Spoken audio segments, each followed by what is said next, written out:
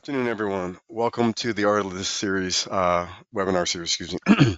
My name is Richard Roberts. I'm Solutions Architect here at Ardalyst. I am joined by Michael Specca, and thank you all for joining us for the final CMMC Rule Unveiled, how to get and stay compliant. Here we're going to talk a lot about the rule which just was released. Everyone's been waiting on it. We have been specifically. But in this presentation, feel free to submit your questions during the webinar. We'll address them as time permits. We will have a section at the end of the period for Q&A, so please add those questions in. If we don't get to them right away, we'll have a chance to get to them at the end of the broadcast. Also note that if we don't get to those questions today, one of the Ardalyst representatives will be reaching out to you to answer your question and get to you as quickly as possible. This webinar will be recorded and will be shared to you after the session today. So if you have any questions and you don't get a chance to get it into the webinar, please send that question to marketing@ardalyst.com. And without further ado, we need a lot of time because this is a lot of information. Let's get started. I've already introduced him. I'll let him take the floor. Michael Specca. Thanks, Rich. Yeah, please submit your questions. We're really here to help you all figure out, how you're going to get compliant and stay compliant. Or maybe even if you, are concerned that maybe or not this rule does or doesn't apply to you. So jump in and we're happy to help. All right, so, rules here, right? For those of you who have been tracking this issue for a long time, we've been waiting on this rule for quite a while. It was, we got the notice that it was going to get released last week. It was published on the 15th. It's effective middle of December. And it's, very much what we expected. There's some interesting things in here. But at the end of the day, CMMC, just to try to put a bow around exactly what it is, and they mentioned this in the comments, DoD did, that essentially CMMC is an enforcement mechanism for FAR 52-204-21 and DFARS 252-204-7012. It is a set of requirements for you to attest to the fact that you meet these security controls. There's limitations on how long you can keep security controls on your plan, on your POA&M versus being actually done with implementation. And there's regular requirements for you to attest that you've completed them. And then, of course, the biggie is the third party review by a C3PAO to qualify as certified. So, who it applies to, really any defense contractor that's going to be handling FCI or CUI. When we talk to companies about this who call with their specific situations, it's, almost everybody that's doing work with the Department of Defense at least needs level 1 in order to do any work, which of course you can self-attest to. But a lot of people out there are handling CUI, so we'll talk a little bit about that. History-wise, just to kind of touch on the background, which might help you understand whether or not this applies to you. So back in 2010, across the federal government, we've got lots and lots of different ways that we're labeling data. Different markings about dissemination controls, different data types. So Executive Order 13556 standardizes all these different data protections as controlled unclassified information. And then in 2019, DoD says, all right, we're going to put a framework together to secure supply chain from cyber threats. And basically the way, we're going to do that is to, like I mentioned before, enforce that FAR clause and the DFARS 7012 clause. Lots of public feedback. If you follow the link to download the PDF with the rule publication in there, hundreds of pages of information from public feedback and DoD's comments on public feedback. But in the end, we're seeing something that's very similar to the original design of the rule. First of all, shifting from self-attestation to verification-based model, tiered model. So, you may recall if you've been looking at CMMC for a long time that we started out with 5 different levels and we've moved to 3 levels. There is an assessment requirement for level 2 and level 3. And the DoD has put together a phased implementation approach, gradual compliance across 3 years. There's also another related regulation, an acquisition regulation that plays into this. So we'll get to that in just a couple of slides. It really has a lot to do with the timing of how you might want to approach your plan for CMMC. So as I mentioned, it's all defense contractors and subs that are going to handle FCI or CUI. The rule does clarify flow down requirements that basically say that primes are expected to flow CMMC rules down to their subcontractors and verify that subcontractors meet the required CMMC level. Government has the opportunity to issue waivers, but don't count on them. And of course, if you're operating a government system, then there's different rules for managing government systems, so you don't have to worry about getting CMMC compliance around those. Okay, let's talk rollout, because this is really the number one question that we get when we're talking to different DIB contractors out there is, okay, when do I have to do something? So the first answer to that is 2017, right? You had to do something back in 2017, and what you needed to do if you had that DFARS 7012 regulation in your contracts was meet NIST 800-171, which is like a set of 110 security controls. So again, CMMC is a enforcement mechanism for that 7012 rule that we've been attesting to for a long time. The biggest thing, though, that really changes for everyone besides the assessment requirements is the rules about POAMs. So we've got some slides about POAMs later on, but DoD has essentially closed the time period that says you can have a lot of these controls on a plan to implement as opposed to being actually implemented. So that's the number one thing that you need to do is make sure you've got an understanding of whether or not you handle FCI or CUI. Make sure you have a plan in place to get there. We can help you get a plan in place. As far as timing goes, this is really going to rely a lot on the primes and the contracts that you support. So officially, we have this 4-year rollout that you're looking at on the screen today. The rollout timing in 2025 is dependent on this other acquisition rule being finalized, which is estimated for Q2 of 2025 when phase 1 will start. Having said that, voluntary assessments can start now on December 16th. So if you've been working on this, if you're, like a number of our customers who said, I want to get ahead of this and I want to get assessed, and you've been waiting to get assessed, the joint surveillance voluntary assessment that was run through DoD was your only choice before now. Now on December 16th, you can work with a C3PAO to get a voluntary assessment. The other thing that's interesting here about 2025 is that contracting officers can kind of do whatever they want. So there's a whole section in the rule about the rollout that we've got summarized here about what's going to be happening in 2025 through 2028.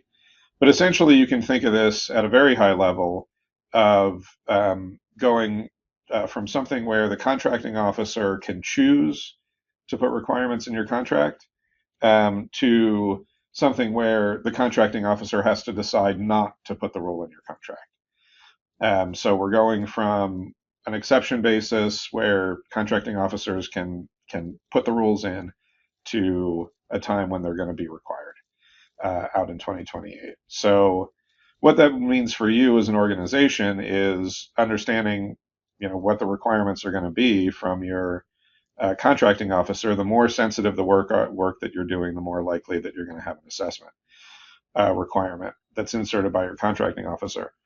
The other thing to consider is if you're a subcontractor and a lot of your relationships are with primes, different prime contractors are taking different approaches here.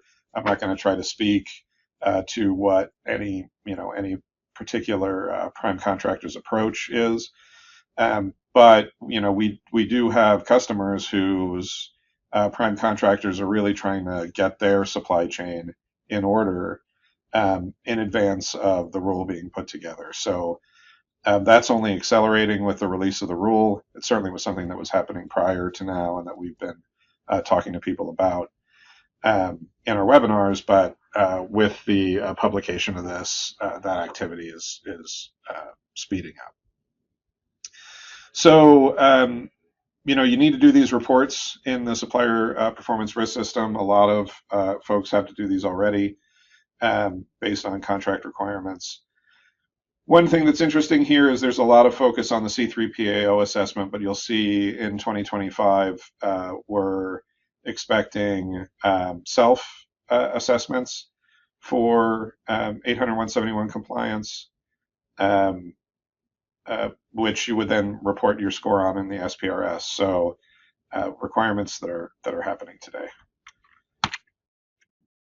So getting into that, right, these different levels. One of the interesting things in this rule is that level 2 does have a self-assessment option, which can factor in to your planning.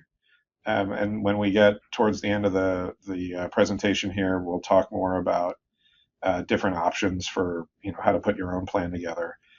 But there is a level here now between, let's say, level 1 self-assessment and level 2 C3PAO assessment, which is a level 2 self-assessment. The level 3 is clarified and defined in this final rule, which is fantastic for organizations who expect to be doing very sensitive projects that are going to have level 3 certifications. DoD is still saying that they're going to be the ones to do the assessments for level 3. But the specific rules that are required are now, or specific controls from 800-172 that are required are into level 3. All right.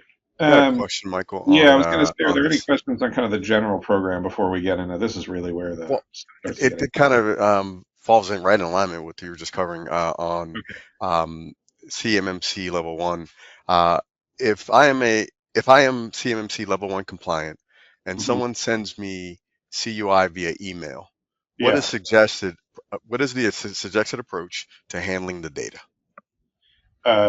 Yeah, well, I mean, I wouldn't, and I think there's I've been keeping up with a number of different law firms that advise on these rules. We're not attorneys, right? We're cybersecurity folks. So, I might defer to your government contracting counsel on the right thing to do. But if you're only level 1 compliant, you don't have a system that can handle CUI. So you shouldn't have it on your system. You shouldn't open it. You shouldn't download it. You shouldn't try to look at it. You should get it out of your email. I would certainly, if it was sent to me, I would notify whoever sent it to me that, I don't have a system that can process it. But in any of these matters of legality, I would certainly ask a lawyer if you're trying to put a process in place in your organization to handle that properly, because they're going to be the ones to tell you. But I wouldn't open it because you don't have a system that's able to handle it. Rich, is there a follow-on on that? Follow on to our next question. Is CMMC going to replace NIST 800-171 entirely? And will the SPRS website change such that if we were level 1 compliant, will we have to enter our level 1 assessment score to SPRS? Okay. So as far as level 1 and SPRS, I'll double check the rule on that, and we'll get you a response. I know there's ongoing affirmation requirements. I'm looking at the rule now. It's in section 170.22, where you're going to be expected to attest to your compliance on an annual basis. So if you might recall that C3PAO certifications for level 2 are done every 3 years, you need to make an annual affirmation that you're still compliant. The attorney sites that I'm following, a number of people are suggesting that this is really creating a False Claims Act risk, right? So you don't want to go in here and affirm that you're doing stuff over and over and over again, and then when you do get some sort of third-party review, it turns out that you're not. I think the law firms that I've been following are suggesting that's a dangerous, risky approach. So yes, you'd go enter that stuff into SPRS. The question about CMMC replacing 800.171, I think maybe if we go back here a little bit, yeah, let's just talk about kind of the framework here. So NIST 800.171 is a cybersecurity standard, a cybersecurity program standard. It's derived from NIST SP 853. It incorporates, guidance from a lot of different cybersecurity program plans. SP 800.171 isn't the regulation, right? The regulation that exists right now is there's this new one. The one that existed previously that initially required people to be compliant with 800.171 was 252.204.7012. That's the DFARS regulation that said you have to implement 800.171. This new rule is basically laying out, like I said before, an enforcement mechanism for 800.171. So CMMC level 2 basically means I'm 800.171 compliant. And on top of being 800.171 compliant, I have followed a set of rules around being able to tell the government that I'm 800.171 compliant. And in the case of what they're calling C3PAO level, I'll make sure I get the wording right on that. It means that you've had a third party come and review you for 800.171 compliance. So it's not so much replacing 800.171 as it sits beside it to make sure that you're following the 800.171 controls. Hopefully that answers the question, Rich. I'm not sure if we've got any more or a follow-on to that. Nope. You can go ahead. All right. One thing, just a quick aside that you may see talk about is the rule was originally written around R2 of 800.171, so basically version 2 of 800.171. There is a version 3. But the current rule is for version 2. They're saying future rulemaking is going to incorporate version 3. So right now, 800.171 version 2 is what's required by the regulation for level 2. All right, so let's talk about POAMs, because these have a lot to do with timing, right? So a POAM is just Plan of Action and Milestones. It's a NIST 800.171 term for stuff I still got to do. It's nothing fancier than that. Document that outlines steps and timelines to address unmet cybersecurity controls. So this is the stuff that I haven't gotten done yet. I think it would be fair to say that, one of the, I don't know that I want to use the word loopholes, but one of the issues with the 7012 regulation in requiring 800.171 to be implemented is that 800.171 specifies the use of a POAM to identify things that you're not doing yet. And so what the CMMC rule does is it says, yes, you have to follow 800.171. Yes, you can have a POAM, but you basically have 6 months between when we first assess you or you do your first self-assessment and note that you're not 100% compliant. When you note that you're not 100% compliant, you put rules on the POAM. You put controls on the POAM that you haven't met and a plan to meet them. So this is my plan to get to 100%.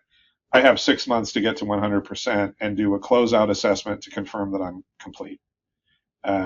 So essentially, you now have 6 months to get the controls done from your first assessment if your assessment doesn't give you 100%. DoD was a little more specific than that. They do say that there's a number of controls that can't be deferred. There's a handful of sort of major categories around access control, incident response, the use of encryption, multi-factor authentication. You can see here physical access, and external connections that DoD specifically called out can't be deferred. They also said that any of the controls that are worth either 5 points or 3 points in their scoring rubric, you can't put those off either. So there's a relatively short list of controls that are allowed to be on the POA&M. We'll, in a follow-on webinar, have probably a much more thorough conversation specifically about what controls you need to get done when. So far, our interpretation is that it's a lot of I dotting and T crossing and not necessarily big gaps that you can have in your program, but we're still performing that analysis. There's an interesting exception that they note here, which is that there's some encryption requirements here in their third set of controls that can't be identified, that say it's okay to POA&M what they call FIPS validated encryption. So without getting too technical, there's a government standard for encryption, and lots of companies advertise that their products are FIPS compliant, but validation means that their encryption has been sent to the government, pardon me, and the government confirmed that the product meets the encryption requirements, so it's validated. Of course, that validation usually carries a higher price tag. So I think in recognition of the fact that replacing encryption modules with products that are using validated encryption modules is going to be an expense. There's ways around that for not around doing FIPS validated encryption, but there's ways to move certain functions in your network to the cloud where getting FIPS validated encryption is a little easier than having to buy new products. But you've got a little bit of time to get the FIPS validation issue solved. Okay, so let's talk a little bit about, great that we have a POA&M, great that we can figure out what level we want to be. So what do we actually have to certify? And this is an issue that we spend a lot of time with customers on, is really understanding the assessment scope. So there is a scoping guide that you can download from DoD that defines how scoping works. It's referenced in the rule. The rule does talk about a number of these things too. But essentially, we need to understand what assets we have that are going to be processing CUI, what assets are going to be protecting CUI, what specialized assets we have in the organization, and what assets we're going to manage the risk for. So scoping out your enclave, understanding this is where my CUI is going to go, or the CUI that I'm entrusted with is going to go, and what assets are going to process it, is a big part of understanding really how in-depth and expensive this is going to be. So we're certainly going to have more webinars specifically on this topic. We talked about this a little bit in our last one too, but there is a big difference between I have to put my entire organization into a CUI enclave, a controlled enclave that meets all the requirements of NIST 800-171, and understanding, especially if I'm a small business that serves the government but also has lots of commercial customers, how you want to deal with building out the scope of your systems and possibly building some physical or logical firewalls between the employees that handle CUI and the ones that don't, to help manage costs of compliance. So there's some good information in the rule that clarifies these items. There's also some really good information that clarifies what you need to do with your vendors that we'll talk about in a later slide in terms of what of your vendors need to be compliant and what don't. Certainly your subs do. So if you subcontract any of your work, this is a pretty important part of the rule. You need to validate that your subcontractors meet CMMC if you're going to be sharing CUI with them. And this table from the rule talks about the minimum requirements of your subcontractors based on what the requirement is for you as a prime. So if you have to be level 2 certified with a C3 PAO assessment, your subs are going to have to be level 2 certified with a C3PAO assessment. If you're a subcontractor, realize it's coming, right? And again, one of the big places we're seeing activity is in primes requesting information about their subs plans and how compliant their subs are. And while they might not be sitting on, contracts that are subbed specifically to you that have a CMMC requirement, a number of them are asking themselves, okay, well, if we have a list of preferred suppliers, we want that list of preferred suppliers to be, to be certified. So, so keep that in mind in your planning for timing. What are your primes expecting? And are you having conversations with your regular points of contact at those primes to figure out what they're expecting you to get done? Okay, so we had that question earlier about continuous or about SPRS and what am I going to have to do in SPRS. So here's really the issue of continuous monitoring and assessment. So the certification has to be performed every 3 years, the C3PAO full assessment. But bear in mind that you do have to, in this rule, provide an annual affirmation. And so this isn't, a quick project to get certified, every 3 years.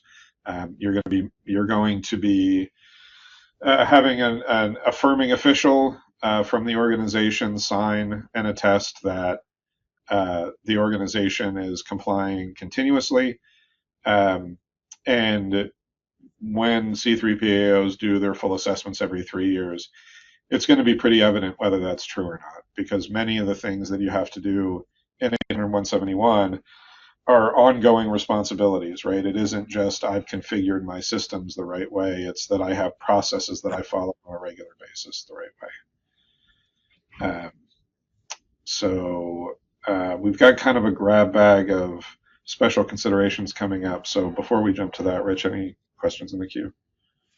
There is one question here, Michael, and it is back to the assessment levels. Looking at if a DIBCAC creates unclassified software, will they require a level 3 assessment or a level 2 assessment? If DIBCAC creates unclassified software, is the question? Yes, is the question. Yeah. Mm-hmm. So there's nothing in the rule that really tells us about that. I think the expectation that's been set in the rules is that DIBCAC's going to be the ones performing the assessments for highly sensitive programs or programs of higher sensitivity. But there's no set of criteria that I've seen that says specifically what is going to mandate a level 3 assessment or what isn't. Okay. All right. How about this one? How does CMMC affect defense manufacturers? For instance, if an OEM is the only one to supply a specific part, are there any special allowances for them if they're somehow not appropriately CMMC certified? Yeah, I mean, I think that's going to be between you and your buyer, right? The government has the right to issue waivers, whether they do or not, to be determined. How often that happens. So we talked to a lot of manufacturers. We have a number of manufacturers as customers.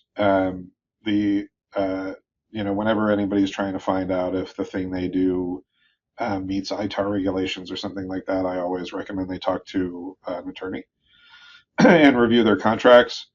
We have talked to some firms who say, well, this part of my business, I'm actually, manufacturing parts or testing parts, and the parts are ITAR, and we have to, treat those parts as CMMC. But I also, or sorry, not as CMMC, as CUI. But I also just order things out of a catalog, and in that case, maybe the bill of materials is sensitive information, but the part itself isn't, because it's just a pipe fitting or something like that I get out of that I just get from a manufacturer. So again, I would recommend you either talk to your prime or the government buyer or an attorney who can look at your contracts. But generally, if the data is labeled, then it qualifies. Okay, we have one more question. If two companies with different cage codes share the same IT and management infrastructure, will we Yeah, need to have two different assessments for each cage code? I thought you were going to ask me if one left New York on a train going 45 miles an hour. Um, so, two different companies, two different cage codes. Do we need two different assessments even though we're on the same infrastructure? That's an excellent question that I don't know the answer to, so we will have to get back to you on that. My my concern would be that a number of these requirements aren't IT requirements, right? So it's how do we handle, personnel onboarding and offboarding? Where do we find business risk? What's our approach to things like working from home or working from travel? So I would imagine those companies probably need to have their own policies at a minimum, which would maybe drive two different assessments, but I don't know the answer to that for sure. My guess is yes, but Yeah, but I think you're right because you will be entering, it says to enter all cage codes when you submit your SPUR score. So there's a there list to you be go. able to hit enter more than one cage code. So, but we can get back to you with some more detail on that. We can dive into that a little deeper and get you some answers. But yeah, I would guess so. We're not C3PAOs, so you might want to contact a C3PAO to get their take on that. And we can refer you to a couple um, if you reach out separately to some folks who could talk to you in a little more detail about that.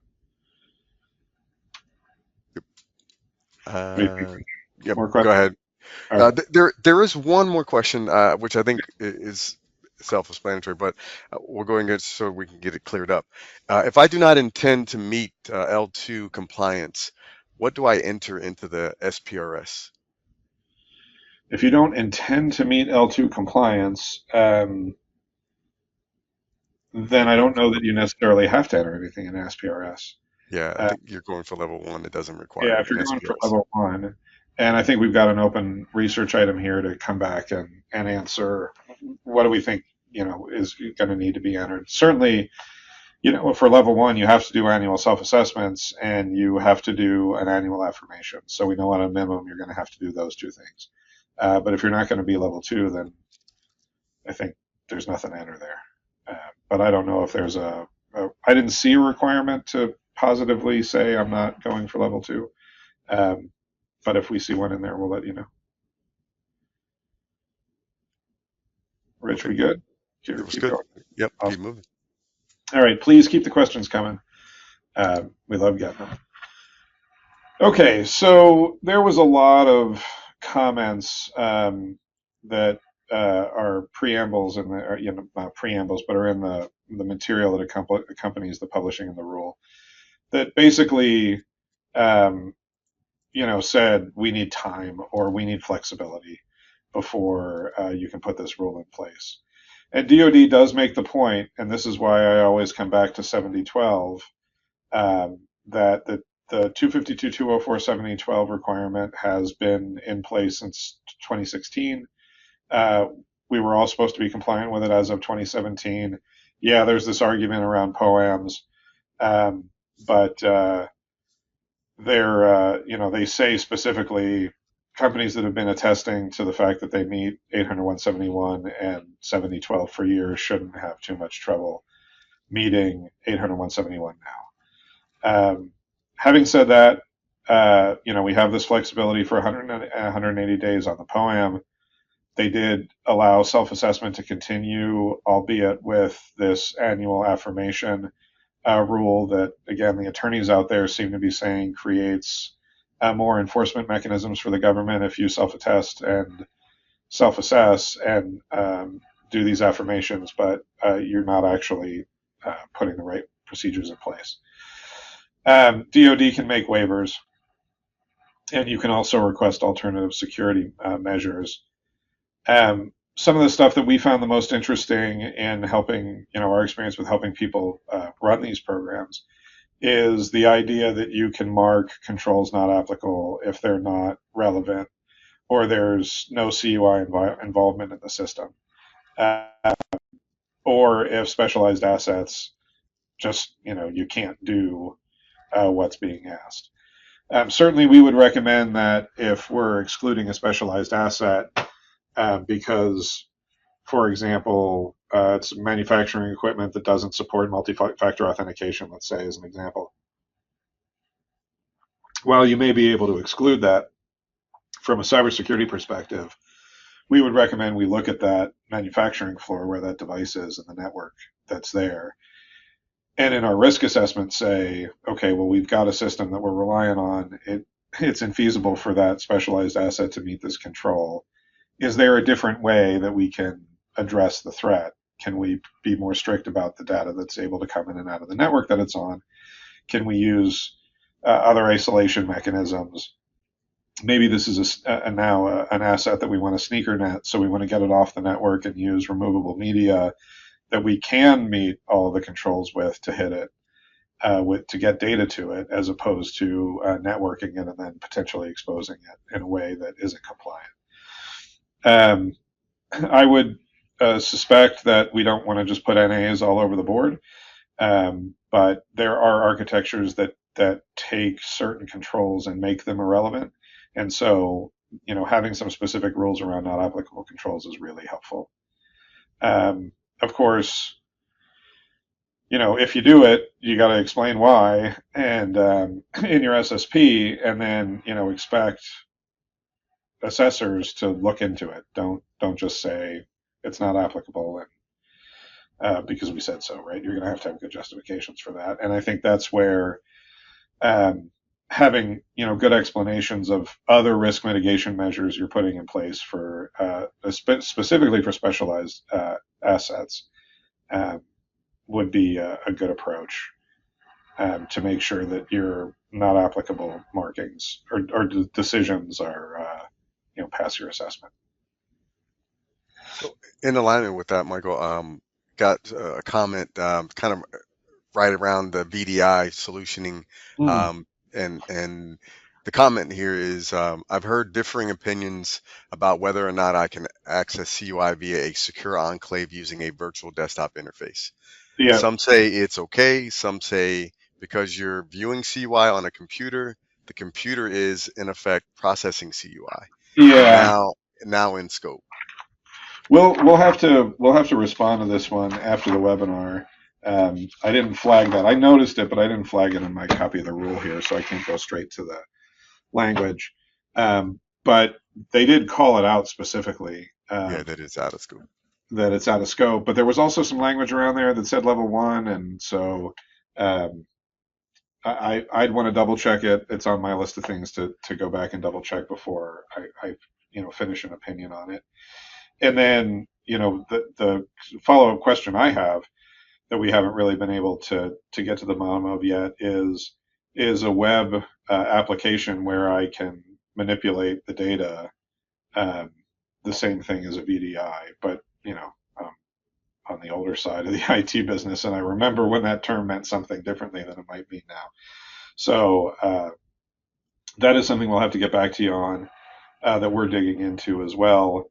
From a practical standpoint, one of the things that we talk to customers about is using a web access to a CUI environment like Microsoft GCC High, where the VDI access is really about making sure we're storing the data in a sovereign cloud, right? So now I've got the data in a sovereign cloud, and I know that I'm meeting my U.S. persons requirement for that data because Microsoft says that we will. So as long as we don't make mistakes on our end and the shared responsibility between us and Microsoft and give foreign nationals access to that data, Microsoft will attest that they're not going to have foreign nationals have access to that data. But maybe I don't need my entire environment to have access to GCC High, which adds a cost.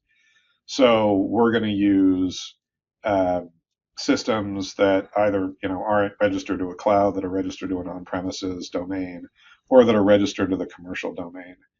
Um, so one approach to that is to put make that commercial domain an 800.171 compliant domain, because just because you're in GCC High doesn't mean that your systems are 800.171 compliant, and just because you connect a system to um, a commercial cloud doesn't mean that that system can't be 800.171 compliant. It's all about where the data is going, right? This is why your CUI flow analysis is a really important part of your scoping, so that you understand exactly where the data goes. And if all you really need to do is read stuff, sometimes it's useful to find a way to read that data from an endpoint that might be 800.171 compliant, but doesn't necessarily have to have sovereign cloud licensing on it, etc.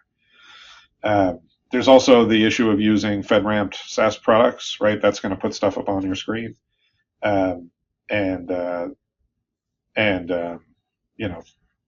product's FedRAMP. So, and DoD was specific to say that those products need to be FedRAMP. So we'll get back to you on that one. I do think it's still kind of a gray area. There are some definitions in here that speak to it, but we're going to do a little bit more analysis there.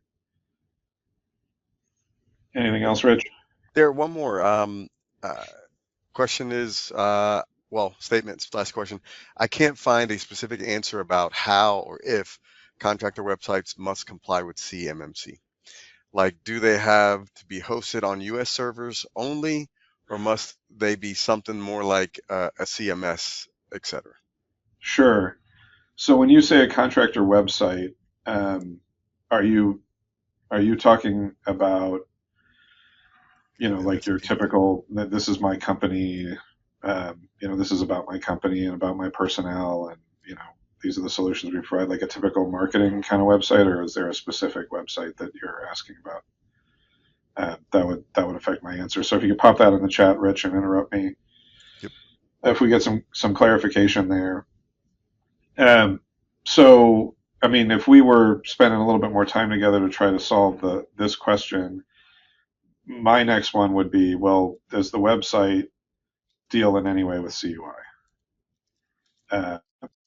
Because if it's not dealing with CUI, then when you design your enclave scope, um, this is an external system. So we're going to want to know how we connect to the external system. We're going to want to make sure that the external system isn't a vector to get at CUI, but it should be an out-of-scope asset if it's not handling in any way part of the transmission or storage or processing of CUI. Now, there are publication review procedures that are part of 800.171. And, referencing my earlier comments about those two different companies that share an IT infrastructure, I said, remember 800.171 isn't just about IT, right? So one of the processes that you're expected to have in place is a publication review process to guarantee or to limit the risk that you're going to inadvertently publish CUI on a publicly addressable system, publicly accessible system, and your public website is obviously a publicly accessible system. So from that perspective, I would want to have in my publication review process a step where if we're going to put data out on the internet, we have a step in that process to verify that we're not accidentally putting CUI on that environment. And then the control also requires you to have a process to remove CUI if it's discovered. So from that perspective, you've got some obligations that you need to take into consideration. But again, if the system isn't ever going to be storing, processing, or transmitting CUI, and we have adequate safeguards between that system and any other network that might be, then I would probably mark it as out of scope.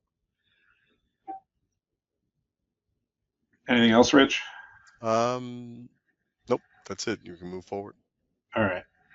I'm actually going to jump this slide because we're running out of time, and we're going to do a separate webinar on costs.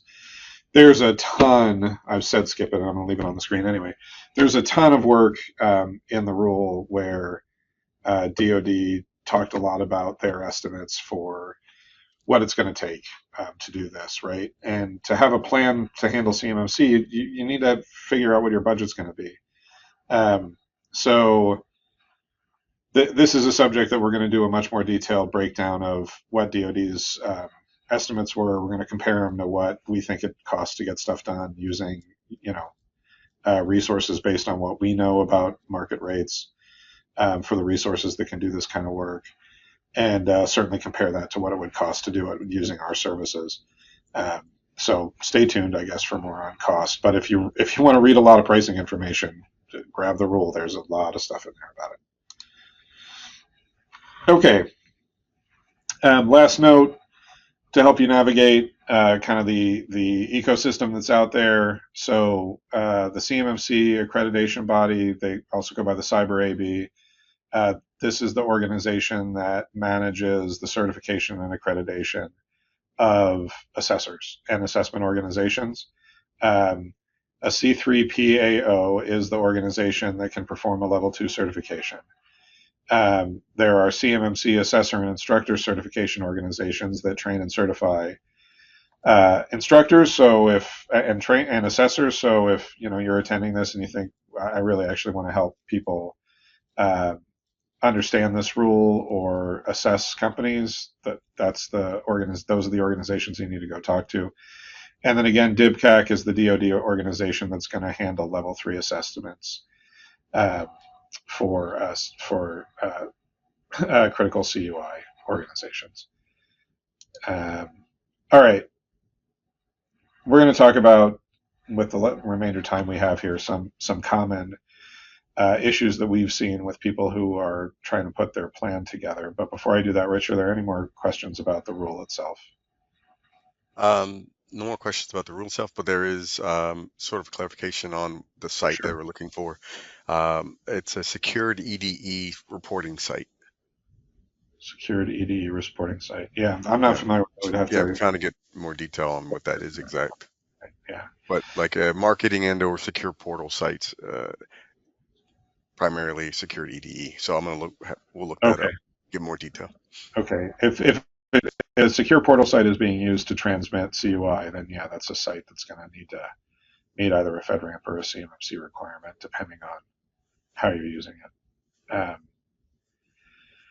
Would be my guess. Okay, so we talked a couple weeks ago on this series about getting a plan together with the new rollout. We're seeing a lot more activity, obviously, with companies that are interested in putting a plan together. So our perspective on how to do that is evolving as well. We'll probably do something in no more than a month, but maybe sooner, with some more details about assembling a plan. But let's just talk about some pitfalls that we're seeing right now. A lot of companies, and I've mentioned this a couple times through this talk, a lot of companies are coming to us and saying, well, it can't be everybody all the time. So how do what's my shortest path to getting compliant? And in some cases, the shortest path to getting compliant could be 1 or 2 computers,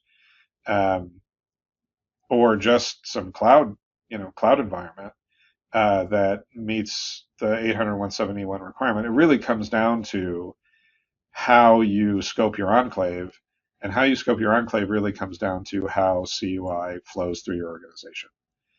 So remember, CMMC is a set of rules that help DoD enforce DFARS 252, 204, 7012, which is a requirement at level 2 at least to meet NIST 800.171. So that's a whole lot of letters and numbers. But essentially, 800.171 are the rules that you're supposed to be following, and you follow them because the government's going to trust you with CUI, either that you receive or that you generate on their behalf. And so if you're not really sure whether you have CUI or your environment, or you have it, but you're not really sure how it moves through your environment, then you're going to have a really hard time drawing that enclave, putting the box around what needs to be assessed, properly scoping your assessment.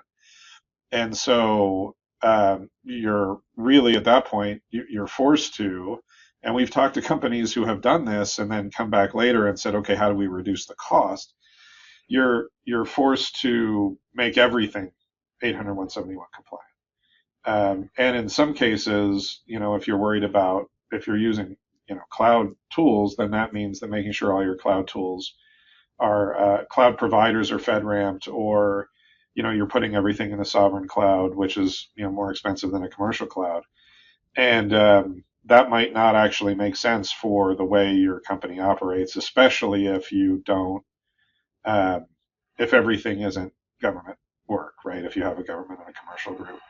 And we talk to manufacturers all the time trying to figure out, do I need to make my whole manufacturing floor compliant or not? And the answer comes back to this scope. So make sure you're chasing down the data, who needs to handle the data, who the people who handle the data need to work with, because a lot of those conversations are how we help people figure out what needs to be on a sovereign cloud, what needs to be assessed in your assessment scope.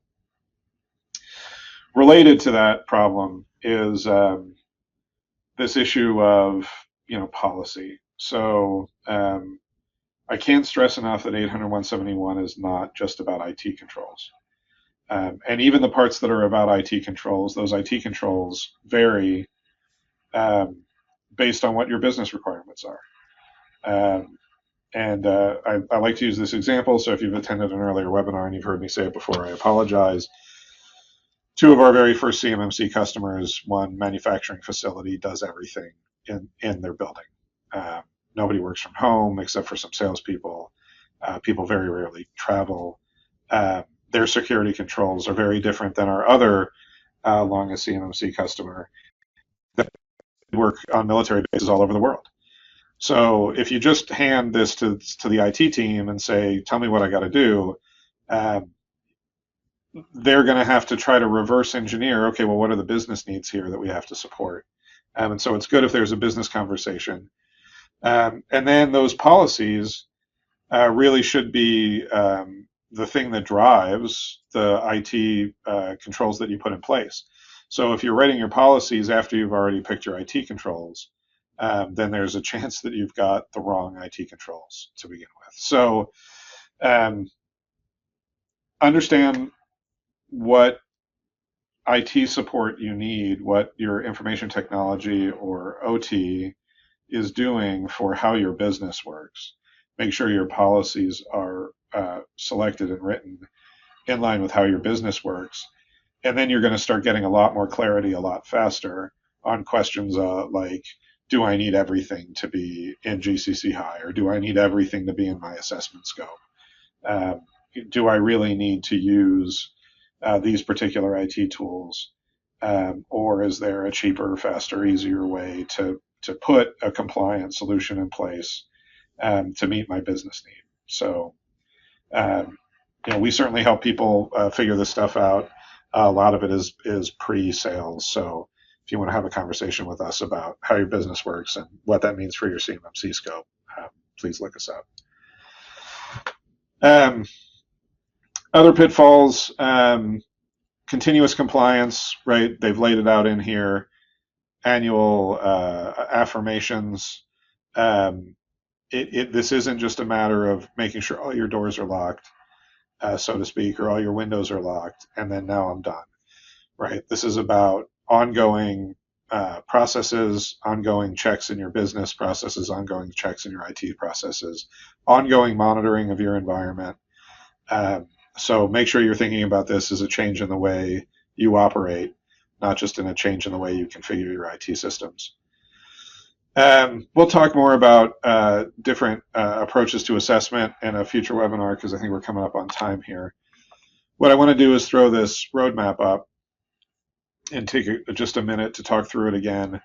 Our webinar a couple weeks ago, we went through this in some detail, and that's available on our website. We're going to have a follow-up on this specific to the rule as well. But this question of what kind of CMMC level you want to achieve and what kind of steps you want to take to get there, with the final rule, we've got a little bit more clarity around those two questions. So um, as far as multiple steps, we now know what can go on a POEM and what can't. We're modifying our managed services specifically to have some less expensive services that are going to anticipate having some things on the POEM for 6 months to give contractors time to not only get, um, not only get all the way to compliance, but we talk to people who are waiting on awards, who want to figure out, what preliminary steps should I take to be prepared for an award that's going to require 800-171 compliance without necessarily incurring the expense to do all of it right now. We've got clarity because of these POEMs. We also have clarity because of the ability to mark some of these questions not applicable. So maybe the question of CMMC level and multiple steps really bleeds even more into this question of scope that we have as number 3 here, where you can architect that a certain part of your business, a certain part of your IT systems are fully compliant, and others don't handle CUI, and doing the work to do the business process engineering is a way a number of customers are saving some serious money, and people that we're working with to start their CMMC program are doing this space ahead of time to do things like get board approval on a budget, where if they move the whole organization in, the board's not really happy with the number that's getting put in front of them. But we can cut that number down by looking closely at 1, 2, and 3. And with the final rule here, there's fewer guesses.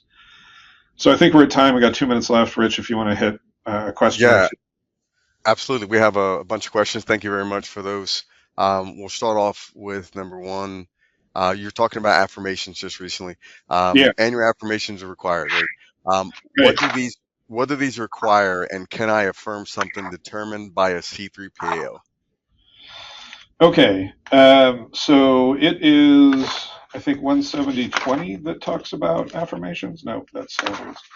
170.22. So the rule specifically talks to the fact that you have to do them. You do them in SPRS. You're going to specifically, just to quote the rule here, have an affirming official. You're going to make a statement like you do with the rest of your reps and certs. You need to do it when you get a conditional CMMC status, meaning you've done an assessment and you have things on your POEM that you're allowed to have on your POEM. When you get final CMMC status, and annually following final CMMC status. And that they detail needs to be done for level 1, 2, and 3, and for level 2 they specify level 2 certification assessments. So you're essentially saying that you're still doing all the things that a C3 PAO said you were doing when they did their assessment of your organization. This is one of the questions that I'm going to be following, the law firm blogs that I follow to see if they have any more specific feedback on the affirmations, other than what I've seen so far, which is just don't lie, because it's against the law to lie on these things. Absolutely. Go ahead, Rich. So, all right, so great. We'll move on to the next question, which is, what happens if I cannot complete my POEM in 180 days?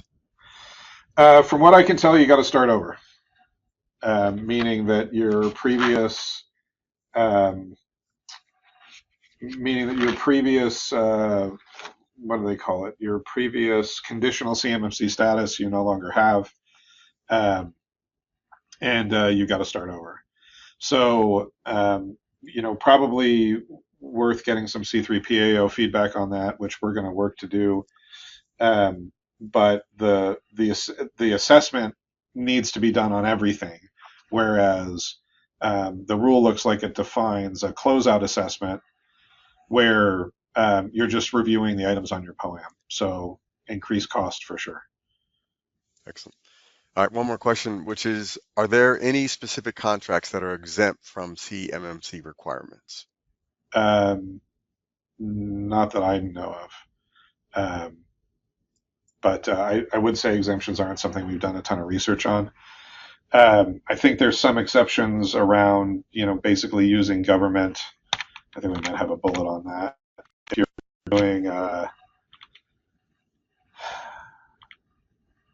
you're doing government, if your contract is handling government systems, right, going to government locations and doing government systems work, government systems have their own rules that they need to follow, so this doesn't apply to that. That's the only thing I can think of that I've read that sort of says you're not going to need to worry about CMMC. Gotcha. There is a reassessment that you'll need to go through in the middle of the 3-year life cycle of the certification. What types of events or situations would trigger that reassessment? Yeah, now I feel like I'm just getting quizzed. Yes, that is true. There are items that DoD has called out that would trigger you needing to reassess between your initial assessment and the 3-year validity of that assessment. We can add a slide on that before we post these slides. But you're correct. There's a list. There's definitely, and this is something we advise people on anyway, right? If your business changes, if your business changes and therefore your risk profile has changed, whether that's you've gone into a new line of business, you've got a new manufacturing line, you're doing something different. Increase your network size. Yeah, increase your network size. You switch cloud providers. You bought somebody, right? You went through a merger. Significant changes. So we can build up a slide with some language quoted out of the rule specifically. But absolutely, if you've got a different risk profile, you need to go back to the beginning of your program, reassess that risk profile, see if your policies still make sense, see if the IT that you have in place to support those policies still make sense, see if the controls that you have on that IT still make sense. And then when that stuff changes, get somebody to double check it. Gotcha. All right, looks like we've concluded today's session. If we did not get to your question, one of our Ardalyst representatives will reach out to you directly to answer that question. We'll be sending out follow-up emails with the webinar recording for you as well, as other and additional resources for you to take a look at, to view, and get a hold of and an understanding of. If you do have any additional questions that did not get submitted in the time of this webinar, please send those out to marketing@ardalyst.com. We'll be happy to assist you with getting those answered. And if you're looking for more information on our services, please visit us at www.ardalyst.com. Thank you for your time today. Yeah, thanks for attending. Thanks for your questions.